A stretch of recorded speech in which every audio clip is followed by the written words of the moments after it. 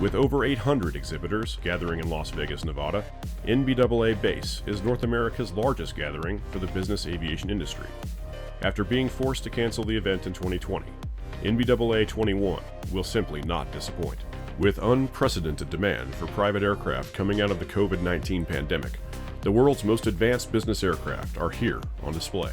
Suppliers up and down the supply chain are represented here at this event and come together with private, corporate, and commercial business aviation operators from across the industry, all ready to meet face-to-face once again and collaborate in advancing the business aviation industry. And now we're joined by Kenneth Dichter, the founder of Wheels Up and a serial entrepreneur.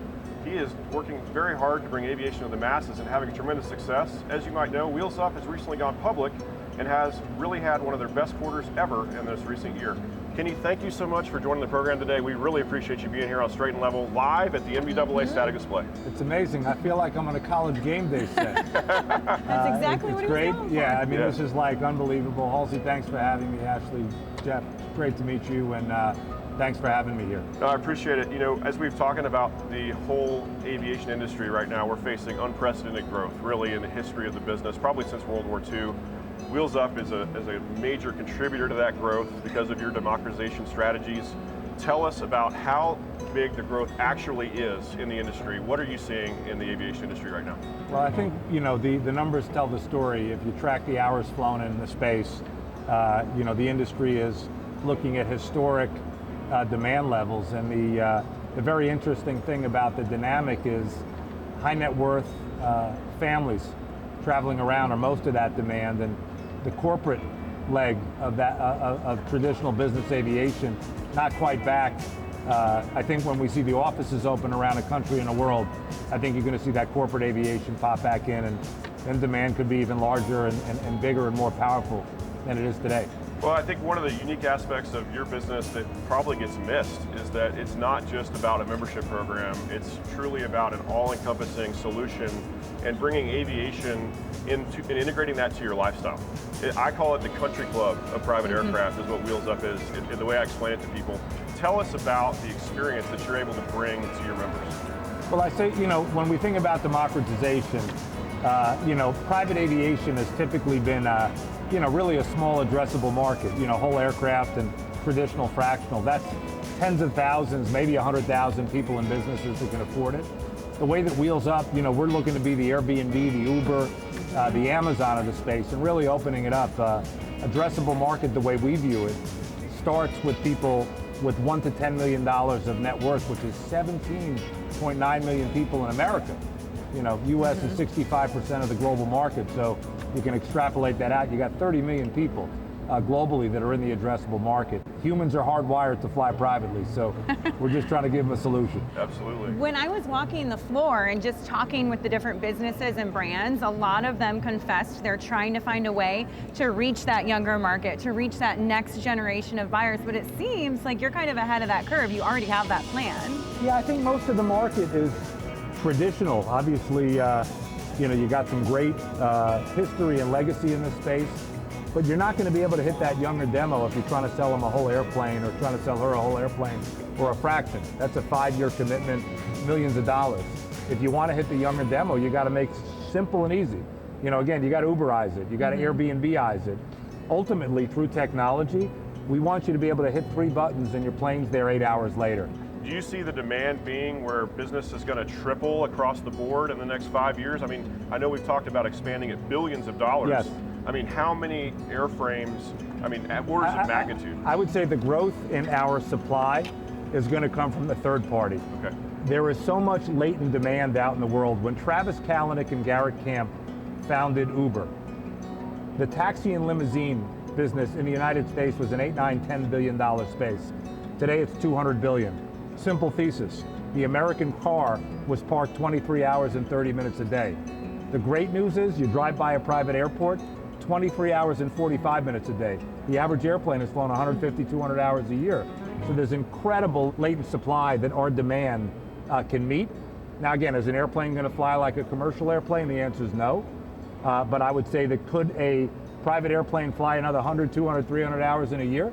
Yeah, we have to find those airframes and those owners and show them how easy it is to plug them into our system. It's amazing, and what you've done is you've taken this dream for people who want to own a plane someday, you've made it a reality without removing the luxury of it though. Like suddenly it's attainable for people to fly private, and a lot of these first-time buyers, it's actually their first experience in a private plane.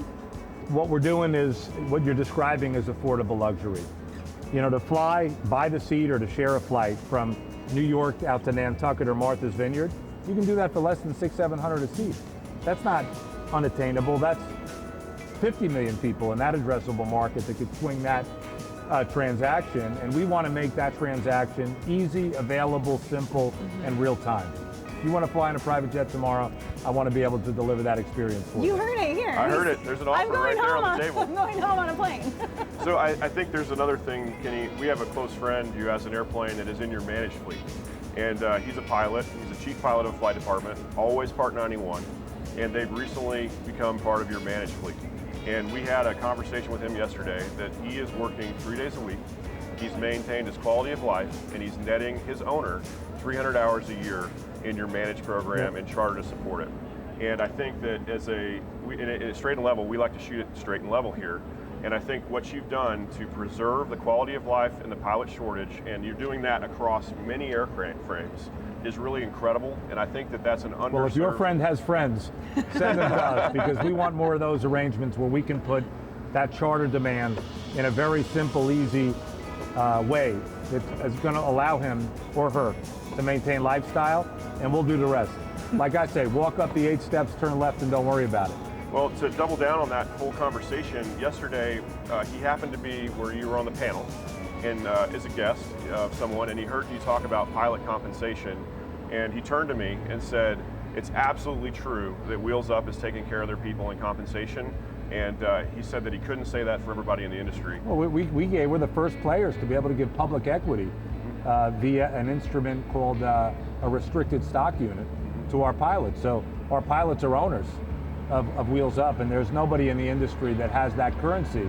Next few years, Kenneth, what are you most excited about for Wheels Up? You know, the COVID crisis came to light mid-March. We scrambled our ambassadors and scrambled our marketing and communications, our partnership with Delta, and we got going with Feeding America. We saw food insecurity as one of the biggest things that was going to be, you know, sort of a byproduct of the COVID crisis. People losing their jobs and needing the basic food, water, shelter. And we partnered with Claire Babineau and Feeding America. We created Meals Up.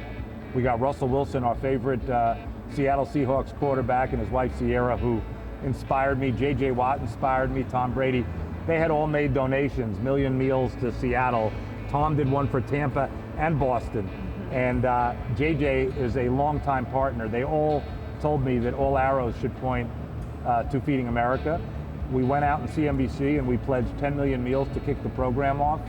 I'm proud to report we're over 65 million meals we've inspired. Wow. And we're just getting started. Wow. So we're excited about Meals Up, and we're excited that that was our, you know, sort of our calling. We painted a plane orange with Textron, put it into our Wheels Up Cares fleet. So again, just getting started on Meals Up, and couldn't be more proud that our membership, our customers, our stakeholders, our employees, and our ambassadors got behind it in such a great way. And what a great organization Feeding America is.